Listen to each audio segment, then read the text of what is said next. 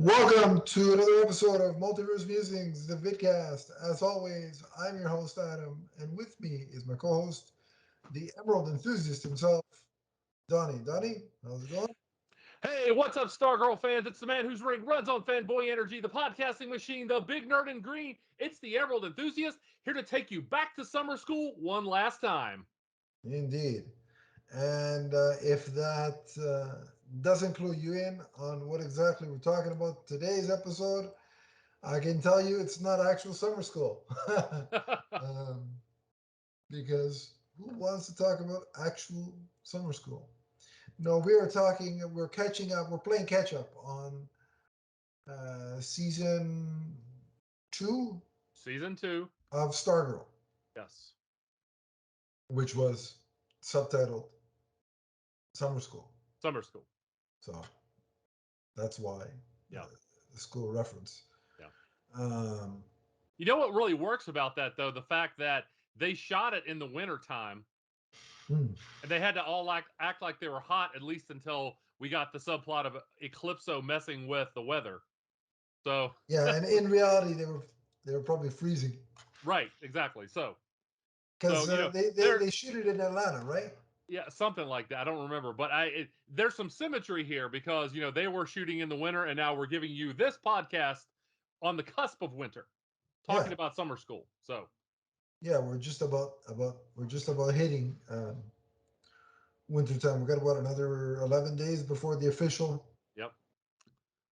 But when you live in Canada, we don't wait as I do. You don't wait for the 21st. That's just for the calendar's sake. But yeah, so there we go. Talking Stargirl Summer School in the winter. Donnie, the last time we did some Stargirl conversation, I think we did what, a couple of episodes? hmm We talked about the first 3 episodes because of the appearance of Jade. Yeah. Yeah. So now what we're gonna do is a wrap up of the season as a whole. hmm So, um, Donnie, where did we leave off? What are some of the things you want to talk about? Take it away, sir. Well, I really want to talk about the development of Eclipso. This is the type of villain that I don't think we've ever seen before, either on film or either the big screen or the small screen. Mm, Eclipso is an incredibly powerful villain. mm, Again, not originally, but later on he was reimagined that way. When I first heard that they were going to do him, I was like, this is going to be incredibly challenging to do on a TV budget. mm. But I think it was pulled off quite well. Right. Um, we saw Eclipso's various powers. He could make people hallucinate. We saw various changes within the weather. All of that looked really good. He could take over people holding the Black Diamond. And I really liked the scenes where, he took over Cindy, and the makeup in this was amazing. The costuming, the effects, the acting. I really thought they pulled off Eclipso very well. And this was a departure from the villains that we've seen so far in the Arrowverse. Yeah, I was really impressed with Eclipso. Um, I thought, like you said, I thought the makeup work and the prosthetics and all that jazz looked really really good. Um, Probably one of the more in terms of translation from comic to screen, one of the major pluses in terms of villains in the Arrowverse. In terms of look accuracy, um, Mm-hmm. like Reverse Flash is up there. Grodd for being a CGI character is up there. Excellent point. Yes. And I think Eclipso belongs in this category, in Mm-hmm. that category, Yeah. with those other two. Um, Excuse me. Specifically with Eclipso, what I liked about it was that how dark and actually somewhat, I mean, creepy, Mm-hmm. He was scary if you want to go that route. I mean, Yeah. he didn't scare me like to who knows what degrees, but it did give you a little bit of unease when Hmm. looking at him and just hearing him speak and watching him, And did you know that the presence he had. as he became more prominent in the show, the introduction to the season, each time they played the intro, it got a little bit less bright and chipper and became darker as the season went on. Yeah, If you go back and watch the intro, I thought that was a nice touch. yeah, that's a And very nice touch. I really like the fact that, Eclipso, the JSA, even with the help of Shade, they were woefully, painfully outmatched early on when they were taking Eclipso on. So I really like the fact that you really had to wonder how in the world are they going to beat this guy? Yeah, he was very um,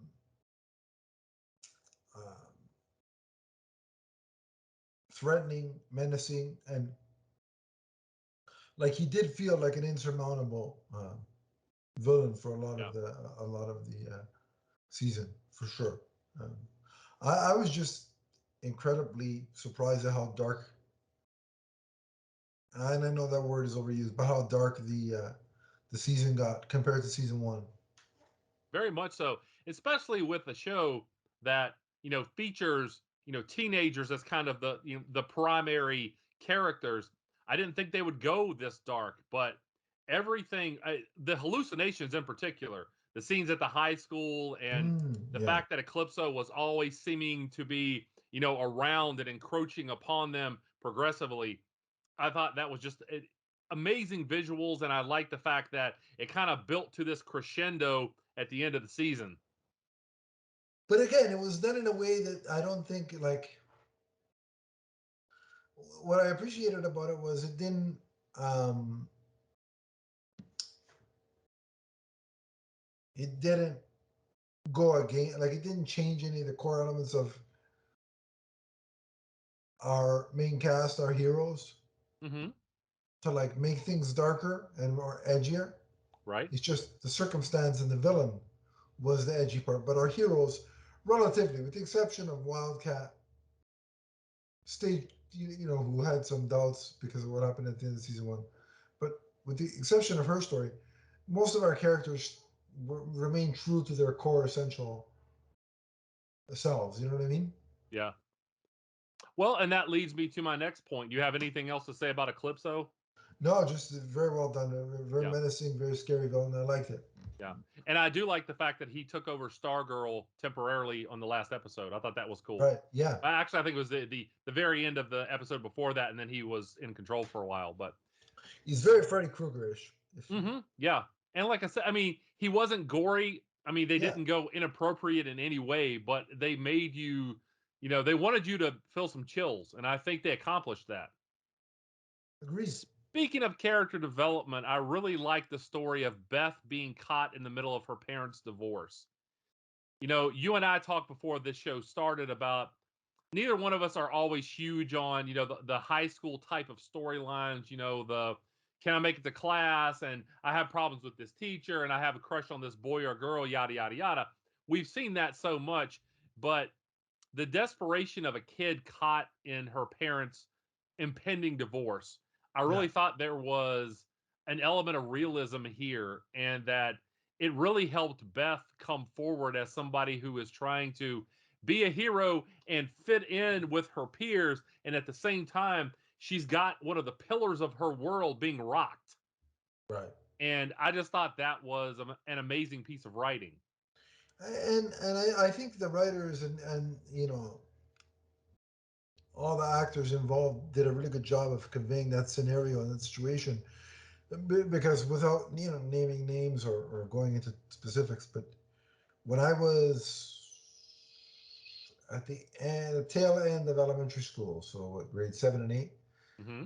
I knew a couple of friends of mine whose parents were going through divorce, and that had a big effect on them. And I thought a lot of the stuff I saw in these episodes kind of reminded me of what my friends were going through back in those days. So I thought it was very true to reality.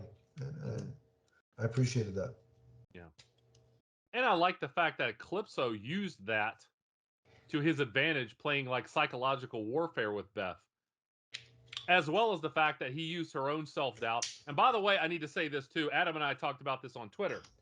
Okay, just because the CW had Eclipso using, kind of racist overtones and sexist overtones and getting at Beth because of her own feelings of self doubt, that doesn't mean that the CW endorses that. That's literally how you know bad guys are bad guys when they do bad things.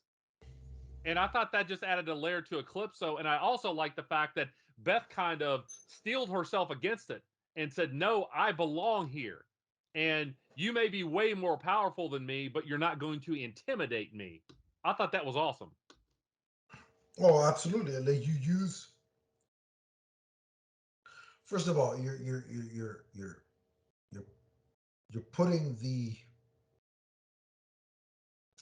scenario of racism onto a villain, which is if you're going to use it where it should go. Because if you're a racist bigot, I got news for you. You're on the wrong side of the coin. You know what I mean? Yeah. So The CW wasn't celebrating it, they yeah, were it's not using like it as a storytelling tool. like this kind of complaint. So they're saying the CW is racist. Is that That I saw some people on Twitter saying that. that's like the how can I how can I phrase this politely? Go ahead. I want to hear how you Oh, do it. screw it. I'm not going to phrase it politely. That's like those insane Supergirl fans accusing the CW of being um, um, anti HL anti LGBTQ. A lot of letters there. Right. Um, IA. There you go. yeah, it's Plus. tongue twister. Plus. Yeah, yeah. But accusing uh, the CW being negative towards those groups because they didn't have an ending that saw Supergirl and Lena get together, even though the show never set up that relationship to be anything but Mhm. um, a friendship. But because a certain sect of fandom saw something that wasn't there and wanted them to be, in a lesbian relationship, and it didn't happen, they they hurled, um, discriminatory insults towards the CW and towards the an actress who is trans, which is ridiculous. Yeah, exactly. The But first this is ever the same. trans hero. Come on now. Yeah, this is the same kind of scenario.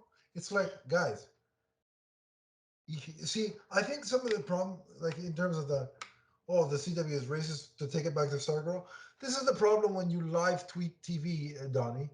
Because I think a lot of these people weren't paying attention to the actual show because they were too busy tweeting their instantaneous thoughts. And then you get stupid stuff like this, right? This is the crap you see on social media. So it's like, guys, try and actually comprehend and understand what you're watching.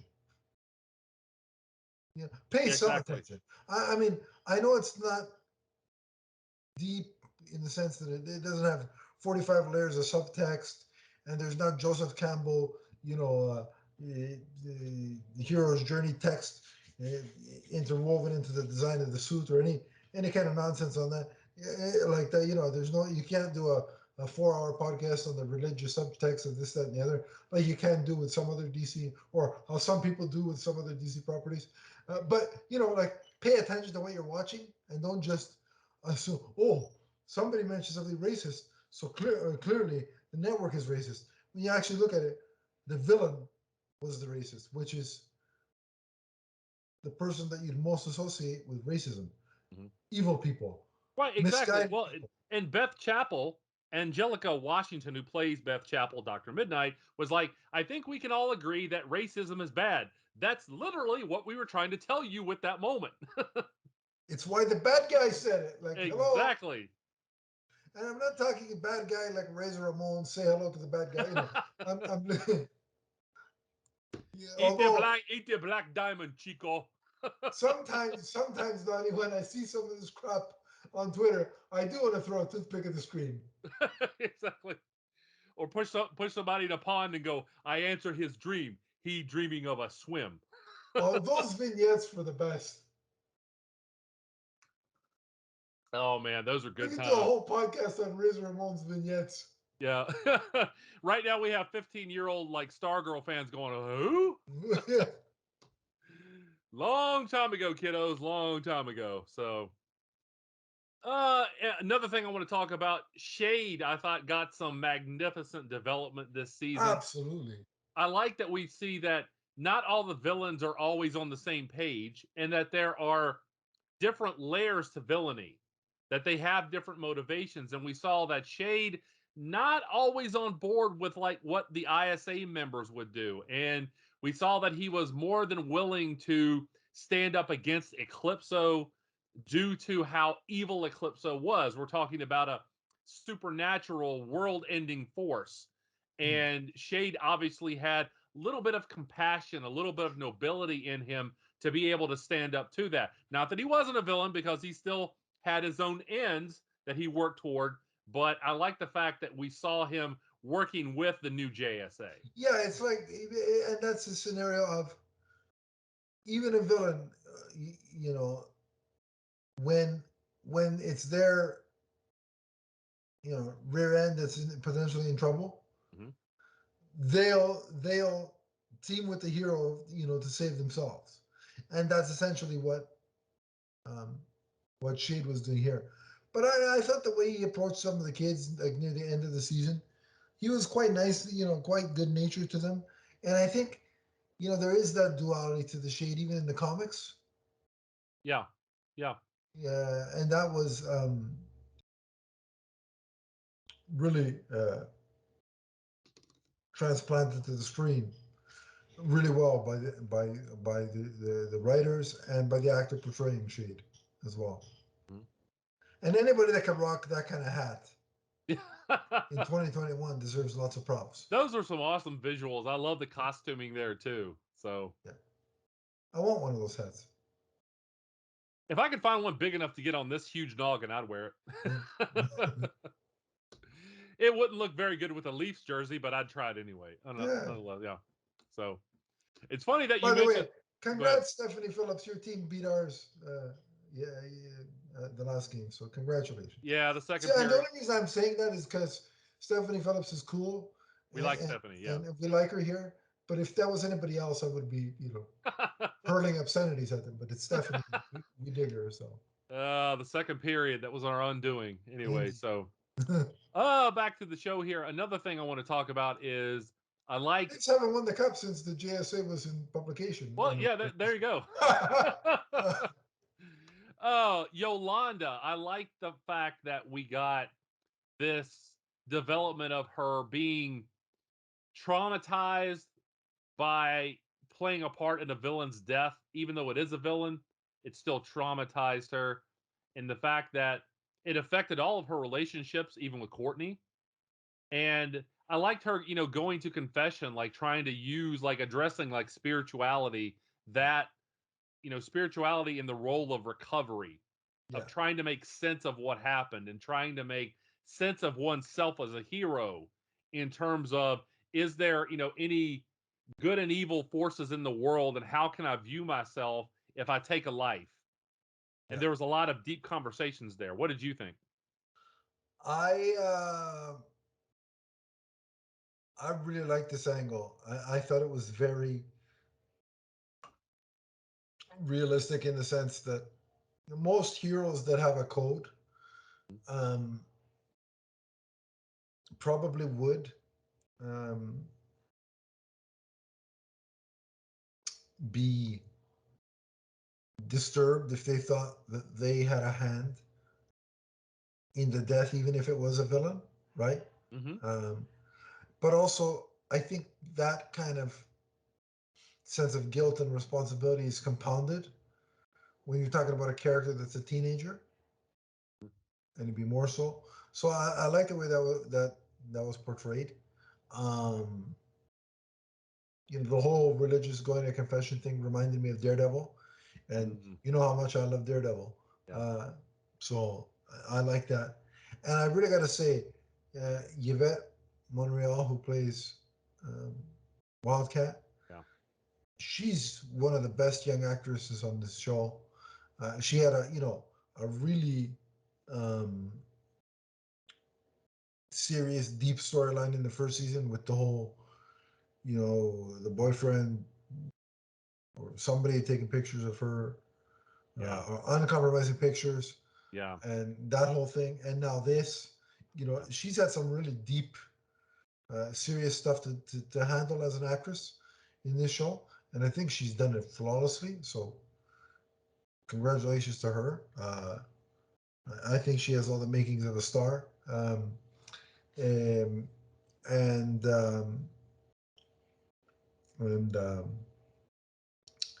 and so yeah, I can't commend her performance enough. She was great.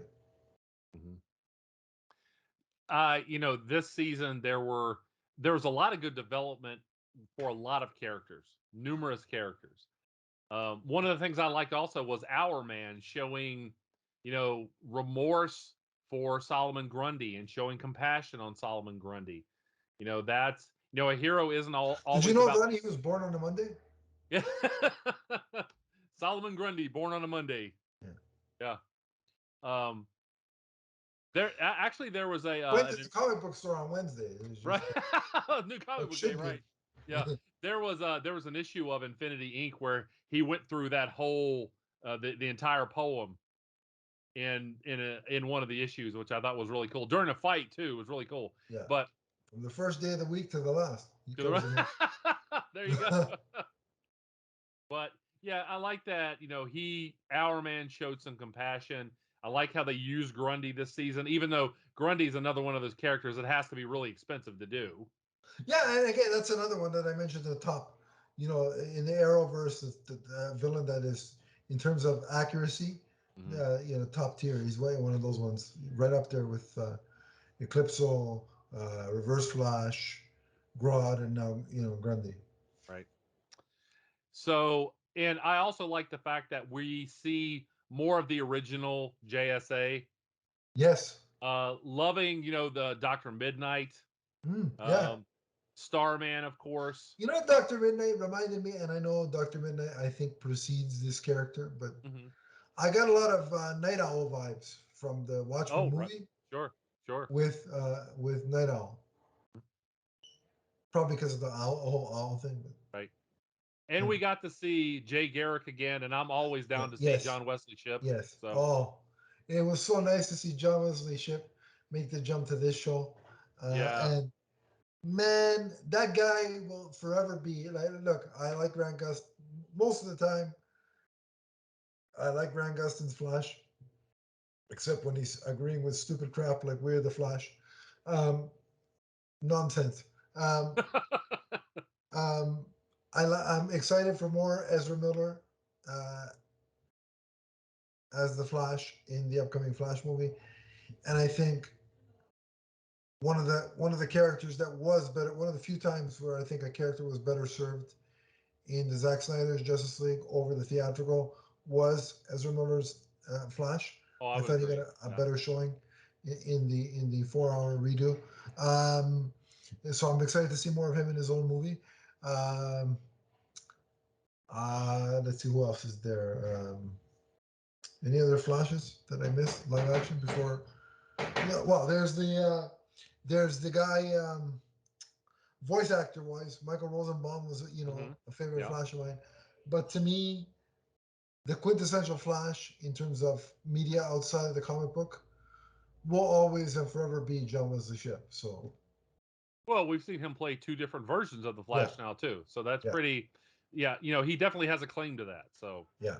I'm also a fan of Grant Gustin, but that's a different podcast. So He's like he's what Christopher Reeve was to Superman, you know, to the mhm, Flash. mhm. Now for me, some kind of final thoughts here. No one will be shocked that for me the highlight of the season, I'm holding onto my chair. Go ahead, Danny. Go ahead. the highlight of this season was finally seeing a Green Lantern character. Uh-huh. That would be the daughter of Alan Scott, Jenny Lynn Hayden, aka Jade. Yeah. And I would have liked for her to have been in more episodes, but what we got I thought was amazing. And I understood that number one, it's my understanding Issa Penarejo has like a really full slate. She's got a lot of things on her plate, but and this is also an expensive character to do with the constructs, but what they gave us was just amazing. And I love the fact, I mean, I totally marked out, by the way, when she stepped in to defend Stargirl from Eclipso and hit him with the ring, and I was like, "Oh, eat Starheart, Mother Hubbard!" I was lost it. Oh man, that was so beautiful. And obviously, she's conflicted. She doesn't, exactly know how to handle all this power.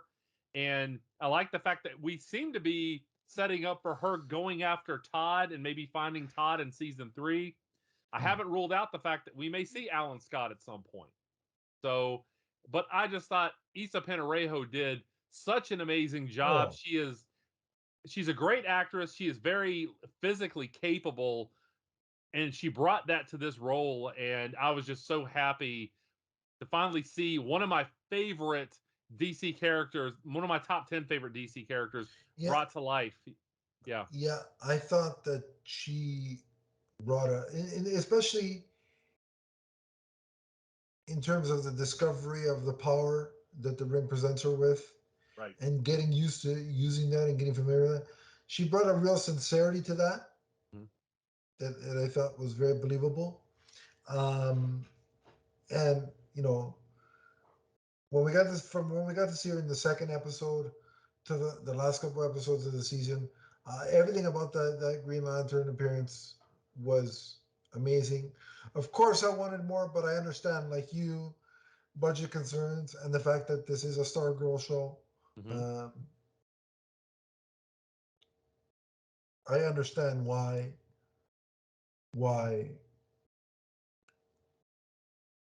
it was they were limited appearances. I hope we do see her in season 3 Hmm. because they do um, allude to the fact that she's going off to look for her brother, Right. and I definitely want to see him at some point Yes. in live action as well. I mean, we kind of did on Legends of Tomorrow back when I was still watching that show, you know. But but I'd like to see him here. And yeah, I thought the way they handled the constructs was great. The Hmm. visualization of the Green Lantern energy, all fantastic. So Yeah. uh, if it was this good on the CW, imagine what a full flung $100 million HBO Max budgeted show is going to look like. Music to my ears. I just want to see Patience, it. yeah. Oh, that's all. Remember, fans, patience. And Yes. just out of the corner of my eye, as I was talking, I realized why Donnie hasn't put any decorations on the tree. Don't tell him it's because don't let him use the excuse that it's because he's busy. He wants to keep that tree as green as possible, and putting decorations will cover up more of the green, and Donnie doesn't want to do that. So Yeah. that's my theory, and I'm sticking to it. You think I have a lot of green decorations here? Yeah, I'm shocked, shocked. I tell you. Oh, yeah. So I just want to say, I think this might be my favorite season of, at least recently, in the Arrowverse, of any of the shows. I went back and forth between this and Lois and Superman and Lois season 1, which I thought was also magnificent. But this season I thought was better than the previous Stargirl season, and it I was agree. just so magnificently done because they built on every episode and they developed very complex characters well, Yeah. Um, including Thunderbolt. By the way, I'm amiss if I or remiss if I don't Yeah, mention that Thunderbolt. Yeah, reminded me so much of the genie from Aladdin. yeah.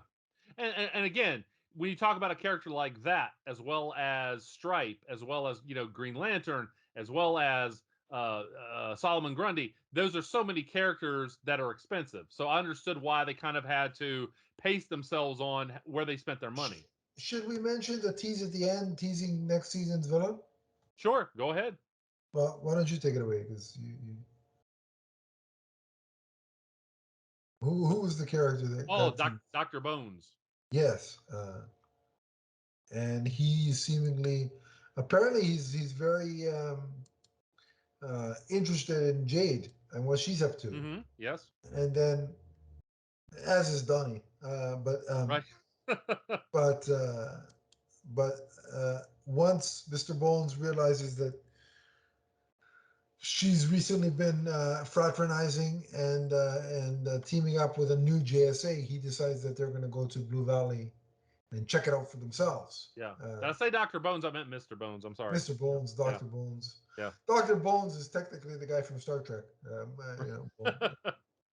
But yeah, Mr. Bones is heading to Blue Valley.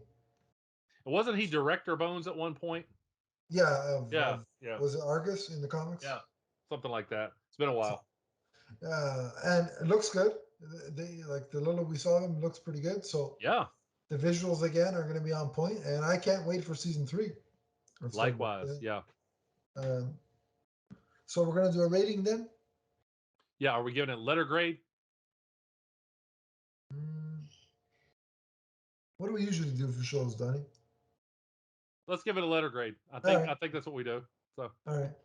I'm going to give it an A. Other than maybe a little bit more.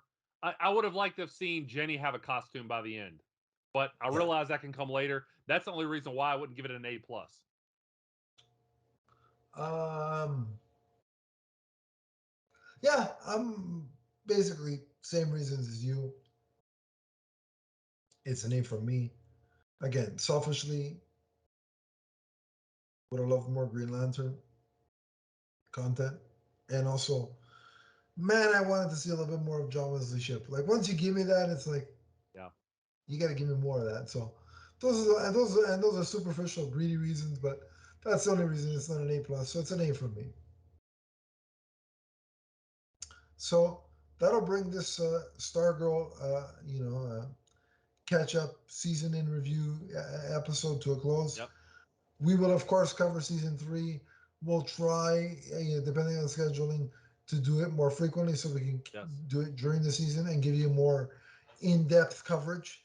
But for now, this is how we had to do it because scheduling is Right. crazy. We And hope you enjoyed this catch up. We yeah, hope that we cut the mustard. So, and we want you to watch, if you haven't watched or caught up, watch the show. We think you'll dig it. right. So we just want to give you a little primer and a little, So, flavor of our thoughts right. to kind of urge So you if you've been sleeping on the please show. don't give us a chilly reception. We'll be Yeah. cutting onions if that's the case. So, The bad jokes are flowing now, folks. He's warmed up. But no, we like I said, we enjoyed the season. If you've been sleeping on Stargirl because it's a CW show, don't oh, watch it. We think you'll dig it, and we will be back to cover more Stargirl when either there is a Stargirl comic in development and on the shelves, or when season 3 hits the airwaves. But until then, if you want to keep talking Stargirl with us, there's no stopping you. You can on social media. Donnie, where can they find you? you can find me on Twitter as the Emerald Enthusiast. Let's talk comics. Let's talk collectibles. Let's talk Stargirl. Let's talk Green Lantern. You can find me on Twitter at Adam underscore Leafs fan. You can also find the network, the podcast network, links to each episode on its very own Twitter page of at MMNPDC. We also have a Facebook group for the podcast network, which is somewhere in the link below. Click that, I will add you, and we can continue the conversation there if you so choose. But until next time, remember that Stargirl is forever. From the first day of summer school to the last. So long, everybody. So long, everyone.